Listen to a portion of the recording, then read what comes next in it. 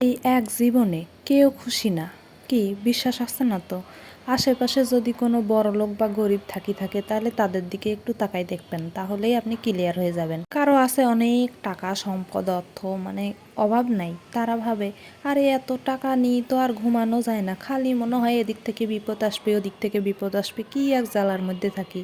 আবার যার কিছু নাই সেভাবে আরে একটু টাকা হলে মনে হয় আমরা আরও ভালো থাকতে পারতাম। তারপর দেখবেন যে যার হলো খাওয়ার অভাব নেই, সে কিন্তু খাবার নষ্ট করে। আর দেখবেন সেই একই খাবারের জন্য মানুষ কত কষ্ট করতেছে। কারো চুল যদি কোঁকড়া হয় তাহলে সে টাকা দিয়ে গিয়ে পার্লারে গিয়ে সেটারে স্ট্রেট করে। আবার দেখবেন কারো চুল যদি স্ট্রেট হয় সে আবার পার্লারে গিয়ে কোঁকড়া করে। মানে মানুষের ঢঙ্গের অভাব নাই। আর তাদের মনে হয় যে কোনো কিছুতেই তারা সন্তুষ্ট না। এই জন্য নিজেরটা নিয়ে সবসময় সন্তুষ্ট থাকা উচিত। আল্লাহ যতটুকু দিছে যা দিছে সেইটা নিয়ে আলহামদুলিল্লাহ পড়া উচিত।